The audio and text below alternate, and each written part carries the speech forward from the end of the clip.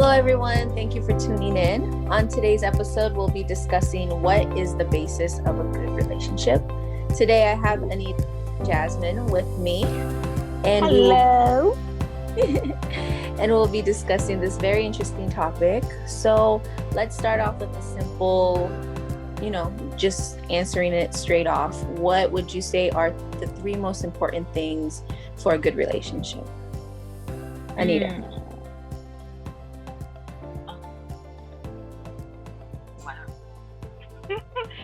She came ready. I was I wasn't ready. Okay, hi everybody. What is the basis of a good relationship? I'll first say communication and knowing what you want. Because growing up, I don't think we really know exactly what we want until we are adults and we go, oh, I think I prefer something else better. So I would think the basis of a good relationship is most importantly communication and knowing what you want. Okay. What would you say, Jasmine?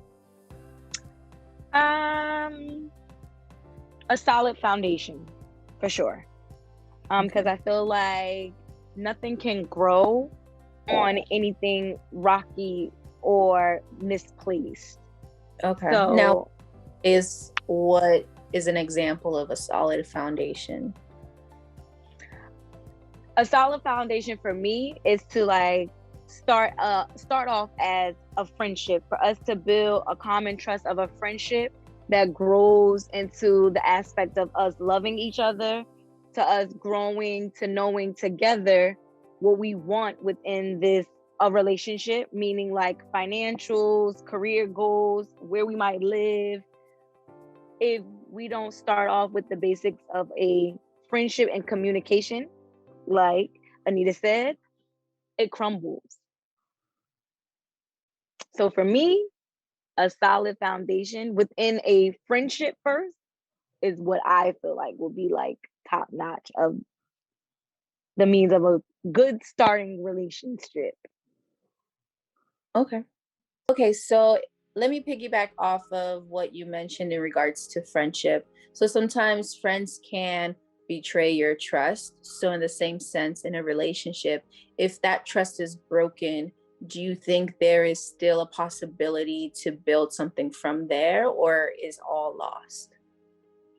I think you can still build, because everybody's human. Everybody makes a mistake.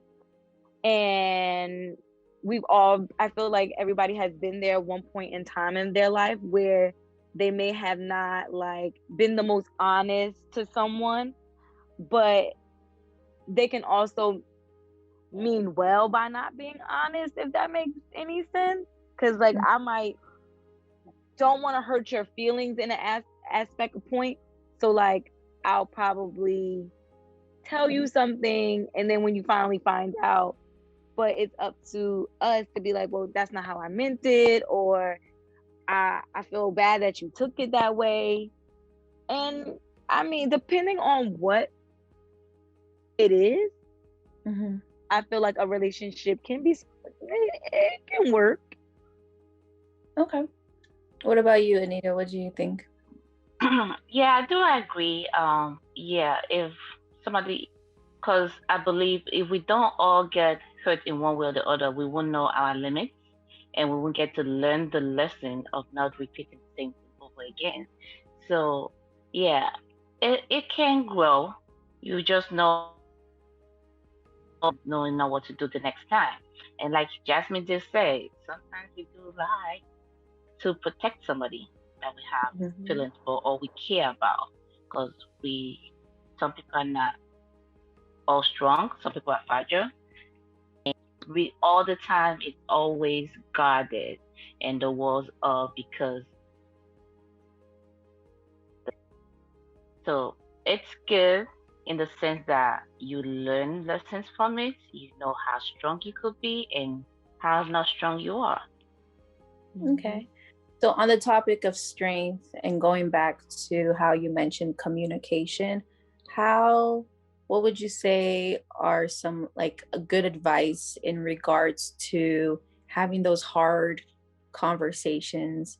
For instance, if, say a family member or like the mother of your, significant other insulted you, how will you tell your husband or your boyfriend, like, hey, this is what happened, I didn't like that, without him being too like, oh no, like, relax, you're over thinking it or something like that?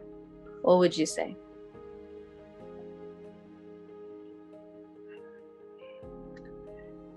For me, Yeah. I feel like when it comes to the aspect of my relationship and mother-in-laws or father-in-laws getting having something to say per se about me, I for one would want my partner to check it right then and there. I feel like I shouldn't have to, especially if we all caught that it was like an insult to me, and it can just be simply put as, I don't agree with what you said about my spouse, and I would like it if, we don't get on subjects such as of insulting her, because it's not right. So it's kind of hard because I don't know, like, you don't want to be disrespectful to your parent, but then you also don't want to feel like you're not protecting your spouse or significant other. So that is a really like touch and go, touchy situation. But like, if I was put into a situation like that and like my mother or my father said something about my significant other, I think I would probably like pull them to the side and be like, look, that's not cool. This is who I choose to be with. You don't have to like it, but you have to respect it, and you have to respect them. At the same time, you got to put your feelings to the side, because it's not about you. It's about me and what I'm choosing to do. So I think if you can put it in that aspect, then everybody can show minimum respect. It should be okay. But if not, then that's when we have to disconnect, and I will have to love you from a distance. Okay. Anita, did you want to add something? No, I do agree with what you said. Being that we are product of mixed culture, it tends to come very gray area-ish, like something that we acceptable in one culture is not acceptable in the other culture. So I think it's more of our responsibility, like Jasmine said, to pull the person aside and let them know that, okay, for you it's cool, but for this person, it offended this person's feeling and it's not okay. So, like she said, it's really a touchy area, but we have to do what we have to do. And let our folks know when scientists say that appropriate. Okay. All right. So then that'll bring me up to my next question. What does good communication look like in a prosperous relationship or a healthy relationship? Anita, do you want to go first? I'll go first. A good communication. Okay, a good communication to me, which is theory, it's not always practical in every relationship. I should be able to come and tell you like, oh hey, this, I'm feeling all good. And when I'm also feeling down and moody, I should be able to say like, yo, you know what? That's day we're about to pop this, like, blah, blah, blah, blah, blah, blah, blah, blah. I should be able to come and say, well, but like someone like me, when I'm a little bit on the other side, when I'm not all that happy, I'm hangry, I tend to go a little higher with my voice, and I do come across as being passionate with some people who see as aggressive. But I'm not aggressive, it's just that I have so much that I want to bring out, and you're not letting me say it. It increases, and it's like I'm So Mhm. communication should be a good combination of both. When I'm all he, hey, hi, and when I'm not he, hey, hi, I should be able to express myself, and I think you should listen. And when it's your turn to talk, I'll listen. But like I said, it's not always practical. It's a Yeah. lot scary. So that's one of it. Okay. What, Jack. what do you think, guys? I kind of feel the same way. I should be able to feel comfortable enough to come to whomever I'm with and be able to express myself when I'm not at my best and also when I am at my best and vice versa. Um like spiritually I've been on like this journey of like spirituality. So like I had a conversation with one of my guy friends and I was just like, you know what, I read up on something and I think I would want to do this in my next relationship. And it was for you and your significant other or spouse to sit down once a week. So whether it be like, since we have 7 days in a week, so every Sunday we sit down and we discuss our full entire week. What was our highs? What was our lows? What maybe pissed me off about him, or what maybe what I may have did to piss him off, to come to a common ground of the communication of what we need to fix and what works. And I really want to test that theory out if I get into another relationship. Like, yo, let's sit down once a week. Let's talk about our relationship. Let's talk about what went on in the past week, what you didn't like about me, or what I didn't like about you, or what I loved about you, or what you loved about me, and see where that takes us. Because open dialogue and communication is always key. And I feel like if you don't have that and I'm not comfortable, then yeah, like Anita said, it gets bottled up, and then now I'm like diarrhea of the mouth, and you looking at me like, whoa, wait, what's going on? Yeah. Yeah. I have a question. Sorry. No, I was I I completely agree with Jasmine. And I think that that's a great idea, because sometimes I feel like as a woman, I'm more prone to discuss what's going on with like my female friends and leave out the bad with like my significant other, whereas it should kind of like be the other way around, so that you can grow closer. And like it adds another layer of its intimacy, because you're being more vulnerable with that person. So I think that's a really good idea. I might steal that as well and test that out. Go ahead. Like, I test it out and see the theory. See if it works. Because like I've never tested it out, but like I was reading on it and I was just like, yo, that sounds amazing to like sit down and fully discuss what's going on. And it's just like, no, we have to do it. Yeah. Like, this is one of the keys that we have to do. I think it would be like, I swear, I think people would be like, well, dag, I never knew you felt like that. Or, dag, I'm sorry. Like, yeah, I'll try to do better. Oh, test that out, Christy. Let's see. I Come back with the data. I have a question. That theory, it sounds really good. My only question, my curiosity about this is, wouldn't it sound like, it seemed like I have to put whatever I'm going through, like whatever you did to me, and wait to that day to talk about it? Shouldn't it be like, okay, where when I'm now boiling and you're ready to listen, as you present it on the table? Because I have tried something similar to that, but not exactly that. Like, I would just keep waiting to the day I could come into work.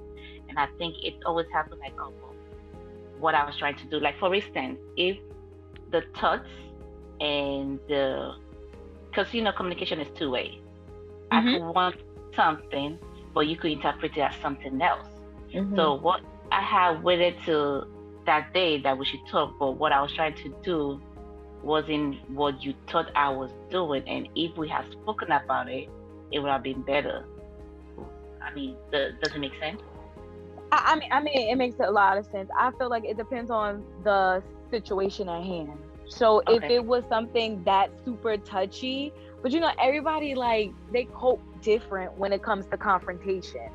Like me per se, like from my past relationship, I'm more of a verbal person. Like I want to talk about it now. Like I need you to see my point of view now. And the person that I was with was like, nah, like I don't want to talk to you. Like let's calm down first, because we may end up saying some things now right then there in the moment. So I was like, well, maybe that will be a good thing for me to like, for us, like if we do get into some sort of disagreement, to be like, okay, like let's pick a day and we have to stay firm on this day to talk about this situation at hand. So now I've given you time to calm down and think, and then I've given myself time to calm down and think, and maybe to sit down and reflect of what I may have did wrong or what you may have did wrong and what we can do to like fix it. But I feel like you have to like, if we are at each other's neck, to be like, you know what, we're gonna pause here. On Thursday, we're gonna come back to this table after you calm down, I calm down, and we're gonna have a discussion about this. Okay. So you can try that way. Yeah, I think it's I see where Anita's coming from, that sometimes you don't necessarily want issues that are bothering you to stay too long. Linger, yes, because then that will add another like layer of, you know, of anger. And until you can like talk about it, at least after you've calmed down, maybe like I would say like a day later, you know, that it'll constantly be on your mind. You might not be able to concentrate on other things going on. So definitely finding that balance of, you know, when to communicate and how to communicate, I think is really important. So those are that's really... what I was gonna ask you guys. What is like, so if you're in a disagreement with your partner, I was gonna ask, how long do you wait to have a conversation with that person? Yeah. Like how long do you wait? Because I don't know, because me, like I said, I can talk about it right then and there. And somebody else may have want to talk about it like a day later, or I may want to talk about it the next day, but now I got to give you, like, you may feel like you want to like when is the right time? Yeah, I think I know you guys agree. I know personally for me, I like to calm down before I talk, because although in general I'm a very happy, bubbly person, if you cross the line and if I'm pissed off, like I know my tongue, I know I will say something. So I would prefer, you know, you just give me that space and, you know, I'll cool down. If it's not a couple hours later, probably the next day for me personally is typically better. So I think just communicating that with your partner, like, listen, I'm furious right now. I can't think straight. Just give me some time, you know, and like, you know, make a date, like, okay, let's like reconvene, you know, tomorrow or whatever, and like try to sort this through. But I know like I can't be like you, Jasmine. I can't talk about it right there, because I'm gonna come for you, your mommy, your daddy, your grandpa, your whole family. I will care at that moment, and then when I leave, and then now, you're gonna make a bigger mess.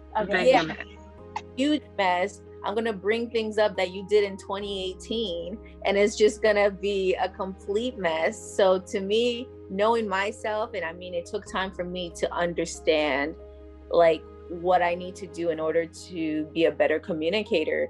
But I realized that I just need time to ponder because I've learned that anger is not a true emotion, that there's always something, it's just more so of like, you know, a blanket. So like what is underneath that blanket that's actually really like bothering you, you know? And then sometimes it can be your own insecurities, or sometimes it can just be something linked to whatever he did in 2018 that you just never got over.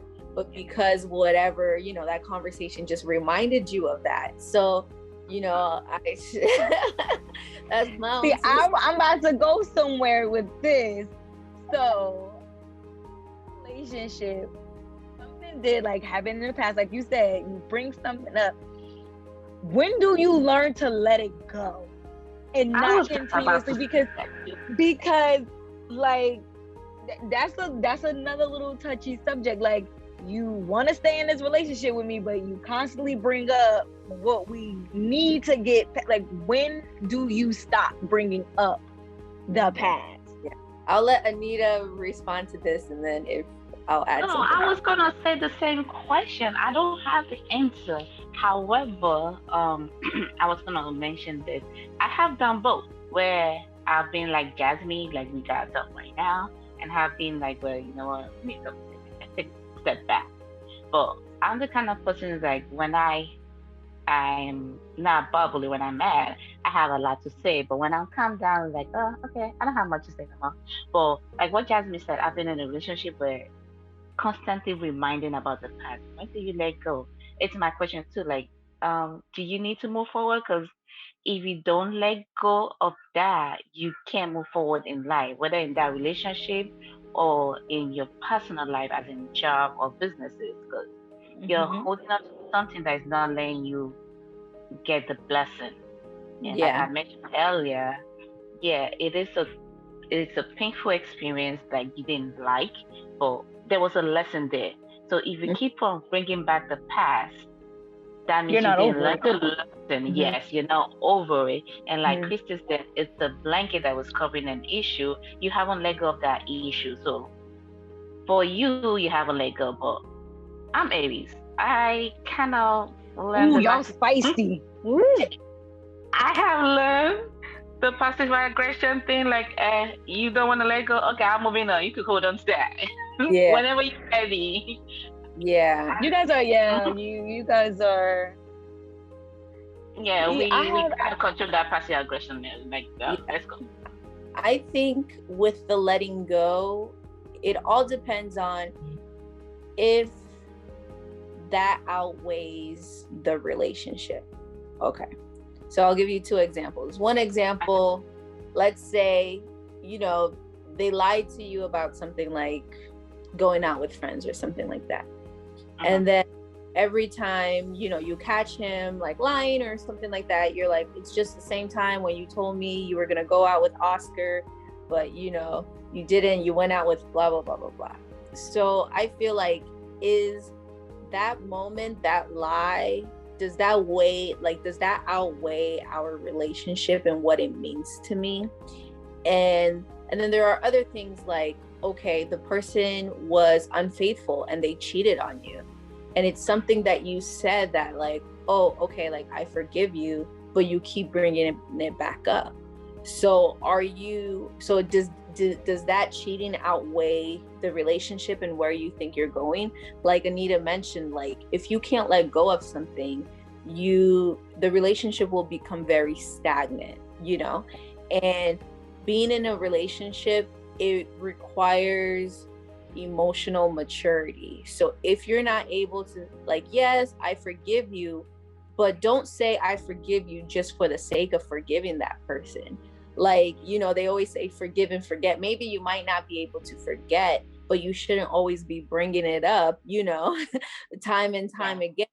Because even, let's say, like a simple example at your job, if you forgot to do something, your boss isn't always going to be like, don't, like, oh, or you might have a boss that's like, oh, don't forget to do this. You always forget, because then it's like, oh, like, why is this person nagging me? And it's the same thing with relationship. You don't want it to become no longer a relationship, but it's just like this, like, oh, like I'm with them, but like they nag me here and there. But instead, like, that should be that person, your go-to person you find joy with and all that stuff. So if you're unable to let go of a certain situation, maybe that means that like your heart is not all there for that relationship, and maybe it's time to step back. I know, like in the past, I thought I had let go of certain things. I may not have it up, but it was always on my mind, and at that But at that time, I wasn't ready to be like, oh, I'm ready to let go of this relationship. Because to me, it was like, no, it's going to get better. But one, I keep reminding myself of what he did wrong. And two, he keeps making the stupid same, mistakes. So it's like reminding you of the same thing. Yeah, exactly. So at that point, you kind of have to like look within yourself and be like, okay, what exactly is bothering me? And then two, if I'm able to really truly overcome this for the better of the relationship. And I feel like if you can't, then it kind of sucks, but then you need to just move on. You need to move on. But in the sense, so I'm gonna like, I don't want to say a little devil's advocate, okay, but like when you said, it reminds me of what you did, but you keep doing it. Would that be so let's just say you have a person like that, and then you just have a situation you chose to stay with, has changed for the better, and is trying to do better. Yeah. But yet you still keep bringing up this same mistake. Now, it's one thing for somebody to make me remember something, and because you're constantly still doing it. Yeah. For me to forget about it and move on, then okay, I see he's trying, but I'm always gonna constantly tell him like, oh, you did this, and remember you did that. Like, when is the breaking point for that? Yeah, I think if he has changed, she has changed, but you keep bringing it up, then at that point, the issue is with you, And that's what I was gonna ask. Is the issue with you? Yeah, the issue is personal now. Yeah. Yeah, must have some sort of maybe trust issues or something deeper, or some sort of insecurity that you are, what's it called? That you're. What's that word? Unleashing on somebody else? Yeah, like you're unleashing it on your own personal insecurity. You're unleashing it on that, and it might be, like for instance, I'll go back to cheating just because it's such a good example. But if a person cheated, but then they actually tried to change and became better and stuff like that, if you keep bringing it up after they've genuinely changed and made an effort, I think it might be an insecurity with how you see yourself, and maybe like what you might not think that you're pretty enough or something like that. You might think that some people might even go as far as saying like, oh, I probably deserved it, so it's definitely, and this is why therapy is really good for people. But I would agree. Yeah, I think it at that point it just becomes your own little issue, and that you need to hash it out and figure it out. I definitely agree with therapy. I think a couple should seek therapy individually and then as a whole. I do agree too. Being part Africans don't like doing that. It's not common. Well, it's not common in the Black culture either, because it seems like, oh, well, you got it. Like, why do you need to talk to a therapist? Yeah. But even in other cultures like African, even some Guyanese people, they do not believe in. They believe in spreading their business amongst each other, but to go seek professional help is like, oh no, it's nothing wrong with me. We don't need to talk to these people. We can fix it ourselves. And it's like, no, we can't. But it's very uncommon in my community as well, in the Black community as well. Like, because they think like, oh, because you going to talk to somebody, is something wrong with you. Internally, yes, it probably is something wrong with me, but this is what I need to do to fix me, to be a better me for you. Yeah. Because I feel like I can't help our situation if I don't help myself first. So like, I do agree that couples, if they become in a rough patch, should seek therapy individually and then as a whole. Yeah. I agree. I agree. And in the sense, it's like a perspective, another person's perspective that's different from both of you. It's it's a different view, it will help you better. But the whole idea of don't bring a third party into your relationship. We need third party sometimes, because I have my point that I want to present, you have your point that you want to present, and if we're both not budging or we're not seeing it on the same level, then we need somebody that would come and be in the middle to help us view it differently. Because life is just basically perspective, and once you have that view about it, everything can fall into place. So once you don't have it, it's hard. Yeah, I do agree. I agree. And I think bringing other people into your relationship when you guys are having problems is the, like, as far, not a therapist, not someone who is medically trained and has a degree to do this, but to bring in like a friend or a family member, because it's always like that person, if that person is not like a neutral, common person and be like, and tell you, like, nah, you were wrong. Yeah. It doesn't.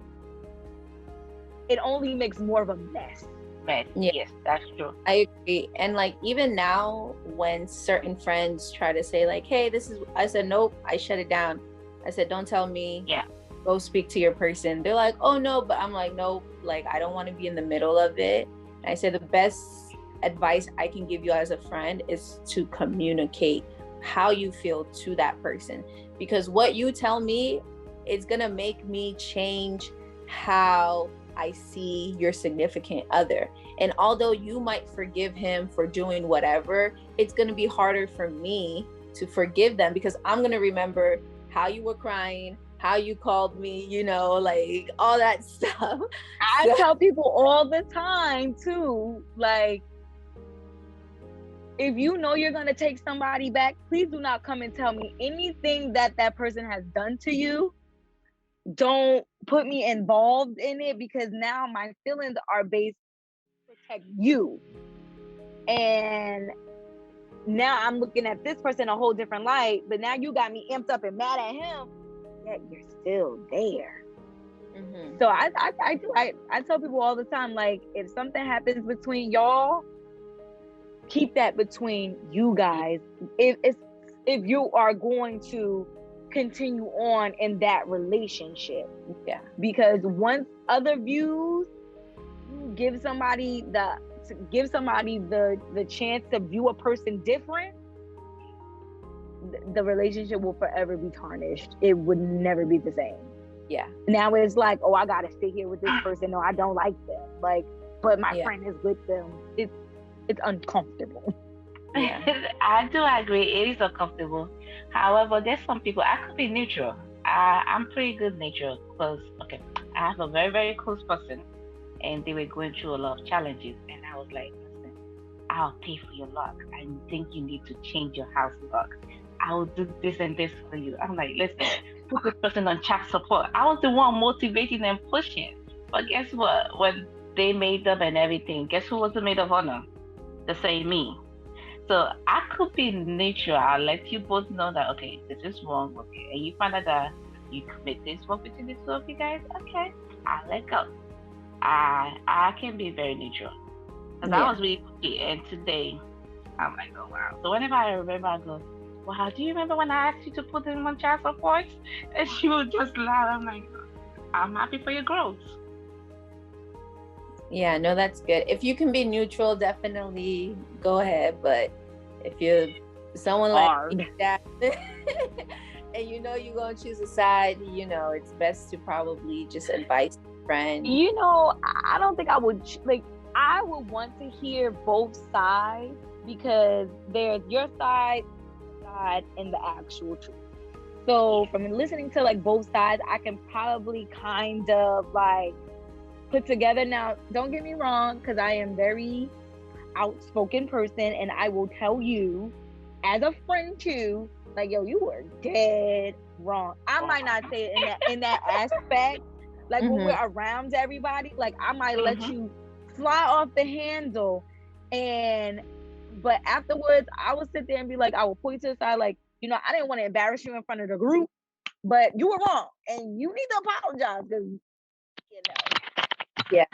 But I think in a certain aspect, when somebody does something super close to somebody that I love, and it breaks the person that I love down, now we have a problem. I don't like you very much anymore. You bring up a good point to pull that person to the side, because I remember one of my friends, like, she was sort of yelling at her significant other in front of everybody, and stuff like that. Like, that demoralizes, a man. That demoralizes your relationship too. So I pulled her to the side. I said, listen, I can understand you're upset and like your emotions are completely validated. However, I told her straight up, I said, I never want to hear you yelling at him in front of me, because you're not about to, even if he's in the wrong, you don't do that. Like, it's embarrassing. That couples should fix, and that's how my parents were. Like, they fixed their own issues behind closed doors. Sure, if you seek advice from a friend time to time here and there, that's fine, or a therapist, whatever. But I don't agree that couples should fight in front of people or let the world know what's going on, unless it's like something like, extreme or like very abusive, then like, okay, by all means, please tell people, but if it's something, that he just did something, he annoyed you, and then now you're yelling at him, and it's like, he might not, he might just like stand there and take it, but on the inside he might feel completely different. So he might feel really disrespected. Yes. Yeah, I see that. Okay, so it looks like we are running out of time. I wanted to see if anybody had any last comments or anything.